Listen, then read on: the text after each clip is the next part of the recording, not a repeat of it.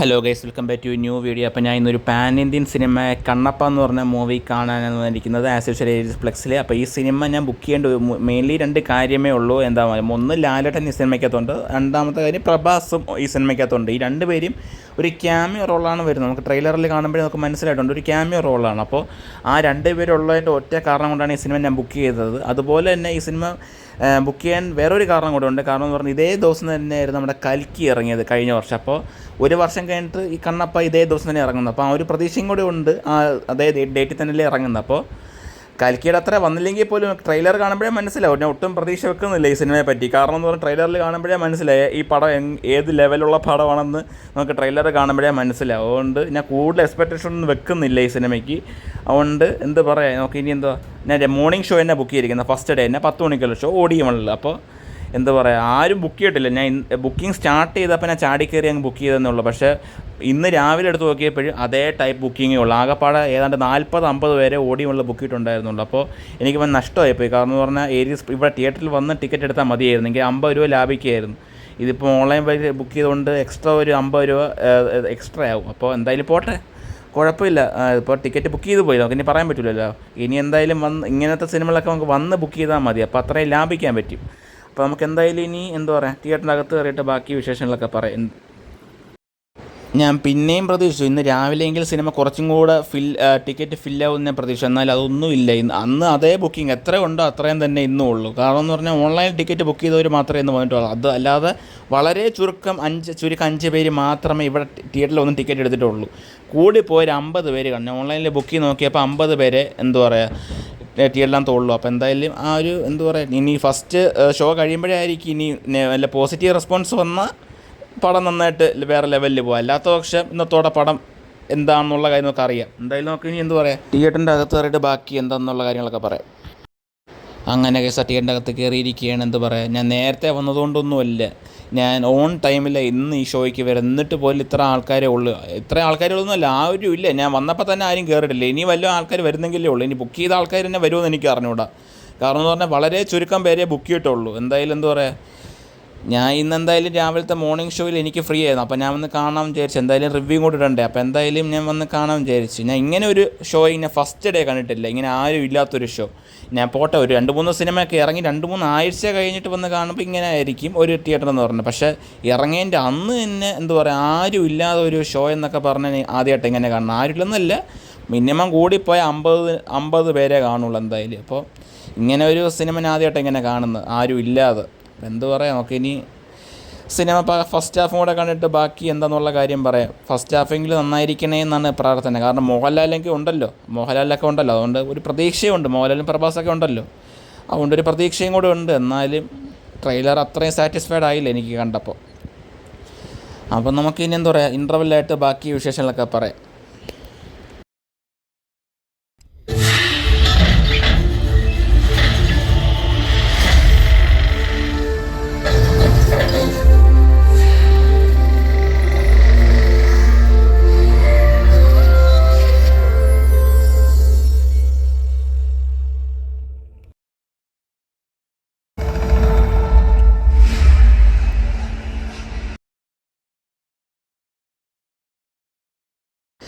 അങ്ങനെ കഴിച്ച പടം ഫസ്റ്റ് ഹാഫ് കഴിഞ്ഞിരിക്കുകയാണ്. എന്ത് പറയുക, ട്രെയിലർ പോലെ തന്നെ സിനിമ.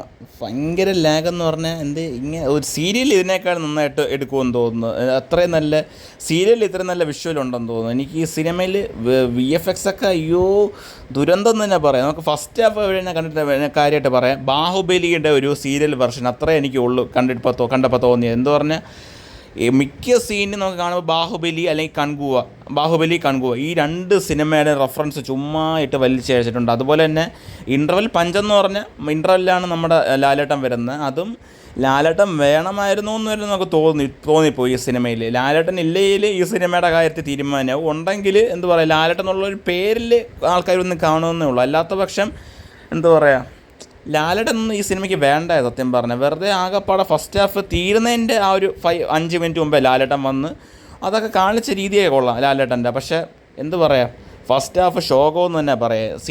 സീരിയൽ ഇതിനൊക്കെ നന്നായിട്ട് സ്പീഡിൽ പോകുമെന്ന് തോന്നുന്നു. ഇത് വെറുതെ ഒരു 3 മണിക്കൂറാണെന്ന് തോന്നുന്നു ലെങ്ത്ത്. 3 മണിക്കൂർ 5 മിനിറ്റാണ് ഈ സിനിമയുടെ ലെങ്ത്ത് വരുന്നത്. അതുപോലെ തന്നെ ഫസ്റ്റ് ഹാഫിൻ്റെ ലെങ്ത്ത് 1.25 മണിക്കൂറോ. അയ്യോ എനിക്ക് സത്യം പറഞ്ഞാൽ വെറുത്തു പോകുന്നു നമുക്ക് ഫസ്റ്റ് ഹാഫൊക്കെ എന്ന് പറഞ്ഞാൽ. ഫസ്റ്റ് ഹാഫ് കഴിയുമ്പോൾ തന്നെ നമുക്ക് ഇറങ്ങി പോകാൻ തോന്നുന്നു. ഇതൊരു ഡിവോഷണൽ ടൈപ്പ് മൂവിയാണ്. നമുക്ക് ശിവൻ ഭക്തൻ്റെ മെയിൻലി ശിവൻ്റെ ബേസ് ചെയ്തിട്ടുള്ള സ്റ്റോറിയും കൂടെയാണ്. അപ്പോൾ എന്താ പറയുക, എന്നാലും ഇതൊരു ട്രൂ സ്റ്റോറിയാണ്, ബേസ്ഡ് ഓൺ എ ട്രൂ സ്റ്റോറിയാണ്. പക്ഷെ എന്നാലും എടുത്തു വച്ചേക്കുന്ന രീതിയാണ് മെയിൻലി കുഴപ്പം പറ്റിയിരിക്കുന്നത്. മെയിൻ ഒരു ഇതിൻ്റെ ഡ്രോബാക്ക് എന്ന് പറഞ്ഞാൽ ഇതിൻ്റെ മലയാളം ഡബ്ബിങ്. ഈ കൽക്കിയൊക്കെ ചെയ്ത ടീംസിന് കൊടുത്താൽ മതിയായിരുന്നു ഡബ്ബിങ്. ഇത് ഏത് ടീമാണെന്നോ ഡബ്ബിങ് എടുത്തിരിക്കുന്നത്, വളരെ ശോകം. ഡബ്ബിങ് ആണ് ഈ സിനിമയുടെ ഏറ്റവും വലിയ നെഗറ്റീവ് എന്ന് പറഞ്ഞാൽ. ഒരു പാട്ടൊക്കെ പിന്നെയും പോട്ടെന്ന് വെക്കാവോ, പക്ഷേ ഓരോ സംഭാഷണം ഡയലോഗ്സൊക്കെ എന്ന് പറഞ്ഞാൽ ഈ ട്രോളന്മാർക്ക് വേണ്ടി എടുത്തു വച്ചേക്കുന്ന ഇത് എടുത്തു വച്ചേക്കുന്ന പോലെ എനിക്ക് തോന്നിയത്. എനിക്ക് തോന്നുന്നു കൈരളിയിൽ പോലും കുറച്ചും കൂടെ നല്ല ഡബ്ബിങ് കാണുമെന്ന് പറയാം. ഈ സിനിമയുടെ ഡബ്ബിംഗ് ആണ് ഏറ്റവും പോരായ്മയെന്ന് പറയാം. ഈ തെലുങ്ക് സിനിമയൊക്കെ സാധാരണ ഡബ്ബ് ചെയ്യുമ്പോൾ എന്നൊക്കെ ഒന്ന് കുറച്ചും കൂടെ നിലവാരം ഉണ്ടായിരുന്നു എല്ലാ സിനിമയും, തെലുങ്ക് സിനിമയിലും. പക്ഷേ ഇത് അയ്യോ പറയാതിരിക്കാൻ മോശം തന്നെ പറയാം. സിനിമ പിന്നെയെങ്കിലും കണ്ടുകൊണ്ടിരിക്കാം, പക്ഷേ ഡയലോഗ്സാണ് വെറുപ്പിക്കുന്നത് നമ്മളെ. അയ്യോ ചില ഡയലോഗൊക്കെ കേൾക്കുമ്പോൾ ഉള്ള ആൾക്കാർ മൊത്തം ഫുൾ ചിരിയായിരുന്നു. ആ 50 പേരുള്ളത് ഫുൾ ചിരിയായിരുന്നു. പിന്നെ ഈ സിനിമ തുടങ്ങുന്നതിന് മുമ്പ് ഈ കഥ എന്താണെന്നുള്ള കാര്യം ബ്രീഫായിട്ട് 2 മിനിറ്റ് അത് പറയുന്നുണ്ട് ഒരാൾ. ആ പറഞ്ഞ ആളുടെ സൗണ്ട് മാത്രം കൊള്ളാം. ഈ സിനിമ തുടങ്ങുന്നതിന് മുമ്പ് ഒരു 2 മിനിറ്റ് ഇതിൻ്റെ ഒരു ബ്രീഫ് ഇൻട്രൊഡക്ഷൻ തരുന്നുണ്ട്. അത് കേൾക്കുമ്പോൾ തന്നെ നമുക്ക് മനസ്സിലാവും എന്താണെന്നുള്ള കാര്യം. അത് നേരെ കേട്ടില്ലെങ്കിൽ ഈ സിനിമ എന്താണെന്ന് പോലും മനസ്സിലാവില്ല. എന്നാൽ അത് അറിയുന്ന ഒരാൾക്ക് കുഴപ്പമില്ല. പക്ഷേ എന്തായാലും വരുന്ന ഒരാൾക്ക് ഇതൊരു ഇൻട്രൊഡക്ഷൻ പോലെ കേൾപ്പിക്കുന്നുണ്ട്. ആ ഒരു ഇൻട്രൊഡക്ഷൻ കേൾക്കുമ്പോഴേ ഈ സിനിമയുടെ എന്താണെന്നുള്ള കാര്യം മനസ്സിലാവും. അപ്പോൾ നമുക്കിനി എന്ത് പറയാം, എൻ്റെ സൈഡിൽ ഇരുന്ന ചേട്ടന്മാരൊക്കെ ഫുള്ള് പകുതിയായപ്പോഴൊക്കെ ഉറക്കമായിരുന്നു. ആ ഡയലോഗ് കേൾക്കുമ്പോൾ തന്നെ ചിരി, പിന്നെ കിടന്ന് മിക്കൊരു ഉറക്കമായിരുന്നു. അപ്പോൾ നമുക്ക് സെക്കൻഡ് ഹാഫ് കൂടെ കണ്ടിട്ട് ബാക്കി വിശേഷങ്ങളൊക്കെ പറയാം. അങ്ങനെ ഗൈസ് പടം സെക്കൻഡ് ഹാഫ് കൂടെ കണ്ടു കഴിഞ്ഞിരിക്കുകയാണ്. എന്ത് പറയാം, ഫസ്റ്റ് ഹാഫ് തീരാറായപ്പോഴാണ് നമ്മുടെ ലാലേട്ടൻ വന്നത്. അതുപോലെ തന്നെ ഈ പടം തീരാറായപ്പോഴാണ് പ്രഭാസ് വന്നത്. ആകപ്പാടെ കൊള്ളാമെന്ന് പറയാൻ ഈ 2 പേര് മാത്രമേ ഈ സിനിമയ്ക്കകത്തുള്ളൂ. ബാക്കി ഇതിനകത്ത് നായകനുണ്ട്. നമ്മുടെ നായകൻ്റെ പേരെനിക്ക് അറിഞ്ഞുണ്ട്. എന്തായാലും തിന്നാന്ന് എന്തോന്നാണ് ഇതിനകത്ത് സിനിമയ്ക്ക് പേര് വന്നിരിക്കുന്നത്. അത് നമ്മുടെ ഇതിനകത്ത് നായകനായിട്ടാണ് വരുന്നത്. പക്ഷേ അയ്യോ എല്ലാ നായകൻ്റെയൊക്കെ ആക്ടിങ് എന്നൊക്കെ പറഞ്ഞാൽ അയ്യോ വെറുത്തു. ഞാൻ ആദ്യമായിട്ടാണ് ഈ നായകനെ ഈ സിനിമയ്ക്കകത്ത് കാണുന്നത്. വേറൊരു സിനിമയിൽ ഞാൻ കണ്ടിട്ടില്ല, അതുകൊണ്ട് പേരും എനിക്ക് അറിഞ്ഞുകൂടാ. അപ്പോൾ എന്ത് പറയാം, പടം സെക്കൻഡ് ഹാഫും കൂതറ തന്നെ പറയാം. ഈ സെക്കൻഡ് ഹാഫ് ക്ലൈമാക്സൊക്കെ ആകുമ്പോൾ കുറേ വലിയ ചെലന്തി എന്തൊക്കെയോ വന്ന് കാണിച്ച് കൂട്ടിയിട്ടുണ്ട്. അതൊക്കെ VFX ഒക്കെ എന്ന് പറഞ്ഞാൽ ഈ വെട്ടി ഒട്ടിച്ച പോലെ പണ്ടത്തെ കല്യാണ ആൽബം പോലെ ആക്കി കളഞ്ഞെന്ന് പറഞ്ഞാൽ ഇത്രയും 200 കോടി ബഡ്ജറ്റിൽ ഇറങ്ങുന്ന സിനിമയാണ്. അതിൻ്റെ ഒരു 10 പൈസയ്ക്ക് പോലും VFXന് കാശ് മുടക്കിയിട്ടില്ല. VFXനെങ്കിലും കുറച്ചെങ്കിലും മുടക്കിയിരുന്നെങ്കിൽ കുറച്ചെങ്കിലും കാണാൻ രസമുണ്ടായിരുന്നു. ഇത് VFX ഒക്കെ എന്ന് പറഞ്ഞാൽ ആൾക്കാരെ വെട്ടി ഒട്ടിച്ച ഫീല്. ആ കൈലാസം കാണിക്കുന്ന സീനൊക്കെ കൊള്ളാം. അക്ഷയ് കുമാറും കാജൽ അഗർവാളിനും ഒക്കെ കാണിക്കുന്ന സീനൊക്കെ കൊള്ളാം. അക്ഷയ് കുമാറാണ് നമ്മുടെ ശിവനായിട്ട് വരുന്നത്, കാജൽ അഗർവാൾ പാർവതിയായിട്ട് വരുന്നത്. അവരുടെ കാണിക്കുന്ന സെറ്റൊക്കെ കൊള്ളാം. പക്ഷെ എന്നാലും അവിടെ കോംബോ എനിക്ക് മനസ്സിലാവുള്ളൂ. അക്ഷയ് കുമാറും കാജൽ അഗർവാളും അത് തമ്മിലുള്ളൊരു എനിക്കൊരു കോംബോ എനിക്ക് അങ്ങോട്ട് വർക്കായില്ല. അതുപോലെ തന്നെ എന്താ പറയുക, ഇതിലും കാളിൽ നന്നായിട്ട് എനിക്ക് തോന്നുന്നു കൈലാസം അതല്ല ആ ശിവനായിട്ട് അഭിനയിച്ച ആൾ കൊള്ളായിരുന്നു. എനിക്ക് തോന്നുന്നു അയാൾ മതിയായിരുന്നു തോന്നുന്നു ശിവനായിട്ട് ഈ റോളിൽ. അപ്പോൾ കുറച്ചും കൂടെ കാണാൻ കാണാൻ രസമുണ്ടായിരുന്നു. എന്നാലും പടം മൊത്തത്തിൽ ഒരു ബിലോ ആവറേജ് എന്ന് തന്നെ പറയാം. നമുക്ക് ശിവൻ്റെ ആ ഒരു ഡിവോഷണൽ കഥയൊക്കെ അറിയാവുന്ന ഒരാൾക്കാർക്കാണെങ്കിൽ ഈ സിനിമ കണക്റ്റ് ആവും, ആ സിനിമ മനസ്സിലാവും. എന്നാലും സിനിമ ഇഷ്ടപ്പെടുന്നു എന്നുള്ള കാര്യം എന്തുമാത്രം എനിക്ക് ഉറപ്പ് തരാൻ പറ്റില്ല. എനിക്ക് അറിഞ്ഞൂടാ എന്താണ് ഈ അന്യഭാഷ സിനിമകൾക്ക് പറ്റിയെന്ന് എനിക്ക് എന്താണെന്ന് അറിഞ്ഞൂടാ. സത്യം പറഞ്ഞ് ഇതുവരെ ഇറങ്ങിയ എല്ലാ അന്യഭാഷ സിനിമകളും മിക്കതും ഡൗൺഫോൾ അല്ലെങ്കിൽ മിക്കതും ഡിസാസ്റ്ററായിട്ട് മാറിയിട്ടുണ്ട്. തഗ് ലൈഫ് പോലും ഒരാഴ്ച തികച്ചു തന്നില്ല തിയേറ്ററിൽ പോലും. എനിക്ക് തഗ് ലൈഫ് വെച്ച് കമ്പയർ ചെയ്യുമ്പോൾ ഇത് കൊള്ളാം, അല്ലാത്ത പക്ഷം ബോറെന്ന് തന്നെ പറയാം. എന്നാലും പടം മൊത്തത്തിൽ 3 മണിക്കൂറിൻ്റെ ലെങ്ത്തിൻ്റെ ഒരു ആവശ്യമില്ല. ചില മലയാളം ഡയലോഗുകളൊക്കെ എന്ന് പറഞ്ഞാൽ ഈ പന ഓലയുടെയൊക്കെ എന്തൊക്കെയോ പറയുന്നുണ്ട് ഒരു സീനിൽ. അതൊക്കെ കോമഡി ആയിരുന്നു. എൻ്റെ ദൈവമേ, കുറച്ചും കൂടെ ഒക്കെ ഡയലോഗ് കറക്റ്റാക്കായിരുന്നു. ആ ഒരു പന നൊങ്ക് ഒക്കെ കാണിക്കുന്ന സീനൊക്കെ വെറുതെ ഇട്ടൊരു 10 മിനിറ്റ് വേണം ആ ഒരു സീൻ തന്നെ. അതൊക്കെ എന്തിനാണ് ഇത്രയും വലിച്ച് നീട്ടണമെന്ന് എനിക്ക് മനസ്സിലാവുന്നില്ല. പണ്ടത്തെ സിനിമയുടെ ഡയലോഗൊക്കെ പോലെ. സത്യം പറഞ്ഞാൽ പടം ഒട്ടും വർക്കായില്ല. എനിക്ക് എൻ്റെ പേഴ്സണൽ ഒപ്പീനിയനാണ്. എൻ്റെ കൂടെ ഇരുന്ന കൂട്ടുകാർക്ക് പോലും എനിക്ക് ഇഷ്ടപ്പെട്ടിട്ടില്ല. കൂട്ടുകാർക്കെന്നല്ല, എൻ്റെ കൂടെ വന്ന ആൾക്കാർക്ക് പോലും ഇഷ്ടപ്പെട്ടിട്ടില്ല. എൻ്റെ ഫ്രണ്ട്സും കണ്ടെന്ന് പറഞ്ഞായിരുന്നു. എന്നിട്ട് പോലും അവരും വിളിച്ച് പറഞ്ഞേട്ടെ എന്തോ പടോടെ എനിക്കും ഇഷ്ടപ്പെട്ടില്ല, അവർക്കും ഇഷ്ടപ്പെട്ടില്ല. എന്നാലും കുറച്ചും കൂടെ നന്നാക്കാമായിരുന്നു ഈ സിനിമ. കുറച്ച് ലെങ്ത്തൊക്കെ കുറച്ചും കൂടെ ആ ഡിവോഷണൽ മാത്രം കാണിച്ച് നന്നാക്കാമായിരുന്നു ഈ സിനിമ. ഈ ഡിവോഷണൽ സിനിമയ്ക്ക് ഇടയ്ക്കൂടെ എന്തോ കുറേ റൊമാൻറ്റിക് സീനൊക്കെ കാണിച്ച് അതൊക്കെ അതിൻ്റെ ഒരു ആവശ്യവും ഇല്ല, വെറുതെ ഇട്ട് കാണിച്ച്. മെയിൻ ഇതിൻ്റെ ഡ്രോബാക്ക് എന്ന് പറഞ്ഞാൽ ഞാൻ പറഞ്ഞ പോലെ മലയാളം ഡബ്ബിങ് വളരെ ശോകമായിരുന്നു. ഇങ്ങനെ ഒരു ഞാൻ മലയാളം വെറുത്ത ഒരു ഡബ്ബിങ് സിനിമ ഞാൻ കണ്ടിട്ടില്ല.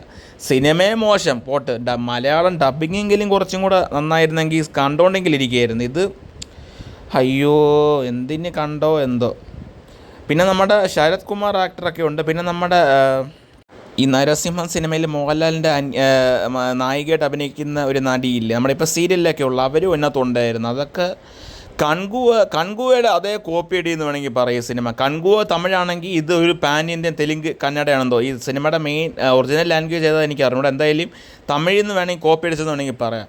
ഫസ്റ്റ് ഹാഫ് കൺകുവ, സെക്കൻഡ് ഹാഫിലൊക്കെ എന്തൊക്കെ കാണിച്ചതെന്ന് ഒരു പിടിയില്ല. ഏതൊക്കെയോ സിനിമയുടെ റെഫറൻസ് കാണിച്ചിട്ടുണ്ട്. കണ്ടാൽ നമുക്ക് മനസ്സിലായി ഇത് മിക്കതും കോപ്പി അടിയാണെന്ന്. നമുക്ക് ഫസ്റ്റ് ഹാഫ് കാണുമ്പോൾ തന്നെ മനസ്സിലായി ഇത് ബാഹുബലിയിലെ സീനല്ലേ, കാണുമ്പോൾ തന്നെ നമുക്ക് മനസ്സിലാവും. പിന്നെ ഇതിനകത്ത് അഭിനയിച്ചവരുടെ ആക്ടിങ്ങാണ് ഏറ്റവും കൂടുതൽ വെറുപ്പിക്കുന്നത്. എല്ലാവരും ഓവറായിട്ട് ആക്ട് ചെയ്തിട്ടുണ്ട് ഇതിനകത്ത്. പിന്നെ ഒരു ഡിവോഷണൽ സിനിമയും കൂടെയാണ്, എന്നാലും അതിൻ്റെ രീതിയിലൊന്നുമല്ല ആരും അഭിനയിച്ചിരിക്കുന്നത്. ചിരി വരും ചില സീനൊക്കെ കാണുമ്പോൾ. ഒരു സീനൊക്കെ എന്തിനാ ഇത്രയും വലിച്ച് നീട്ടുന്നതെന്ന് എനിക്ക് മനസ്സിലാവുള്ള. ഇത് OTT വരുമ്പോൾ ട്രോളന്മാർക്ക് ആഘോഷമെന്ന് തന്നെ പറയാം, ആഘോഷ രാവെന്ന് പറയും ട്രോളന്മാർക്ക്. അവർക്ക് സീൻ ബൈ സീൻ ട്രോൾ ചെയ്യാനുള്ള വകുപ്പ് ഈ ഡയറക്ടർ ഇത് ചെയ്തു വെച്ചിട്ടുണ്ട്. മെയിൻലി മലയാളം ഡബും കൂടെ ആയതുകൊണ്ട്. എന്തായാലും ഈ സിനിമ കാണാത്ത ഒരാൾക്കാരാണെങ്കിൽ കണ്ടിട്ട് അഭിപ്രായം പറയാം. ഇതെൻ്റെ മാത്രം അഭിപ്രായമാണ്. എൻ്റെ വീഡിയോ ഇഷ്ടപ്പെട്ടെങ്കിൽ ലൈക്ക് ചെയ്യുക, ഷെയർ ചെയ്യുക, സബ്സ്ക്രൈബ് ചെയ്യുക. തൊട്ടടുത്തുള്ള ബെല്ലൈക്കനോട്ട് പ്രസ് ചെയ്താൽ ഞാൻ അപ്ലോഡ് ചെയ്യുന്ന വീഡിയോസൊക്കെ നോട്ടിഫിക്കേഷൻ ആയിട്ട് കിട്ടുന്നതായിരിക്കും. എനിക്ക് തോന്നുന്നു ആദിപുരുഷ് എന്ന് പറഞ്ഞ മൂവി ഇതിനേക്കാളിലും കൊള്ളാം. എനിക്ക് ഈ സിനിമ കണ്ടപ്പോൾ മനസ്സിലായി ആദിപുരുഷ് ഇതിനേക്കാളും നല്ല സിനിമയാണെന്ന് എനിക്ക് ഇപ്പോഴാണ് മനസ്സിലായത്. അപ്പോൾ എൻ്റെ വീഡിയോ എല്ലാവരും മാക്സിമം സബ്സ്ക്രൈബ് ചെയ്യുക. കാണുന്ന ആൾക്കാർ ആരും സബ്സ്ക്രൈബ് ചെയ്യുന്നില്ല. അപ്പോൾ എല്ലാവരും സബ്സ്ക്രൈബ് ചെയ്യുക, ലൈക്ക് ചെയ്യുക, ഷെയർ ചെയ്യുക. തൊട്ടടുത്തുള്ള ബെല്ലൈക്കനോട് പ്രസ് ചെയ്താൽ ഞാൻ അപ്ലോഡ് ചെയ്യുന്ന വീഡിയോസൊക്കെ നോട്ടിഫിക്കേഷൻ ആയിട്ട് കിട്ടുന്നതായിരിക്കും. അപ്പോൾ നമുക്കിനി അടുത്ത വീഡിയോ കാണാം. അപ്പോൾ നമുക്കിനി വരുന്ന സിനിമയുടെയൊക്കെ റിവ്യൂ ഞാൻ മാക്സിമം ഇടാൻ നോക്കാം. അപ്പോൾ നമുക്കിനി അടുത്ത വീഡിയോ കാണാം. ബൈ.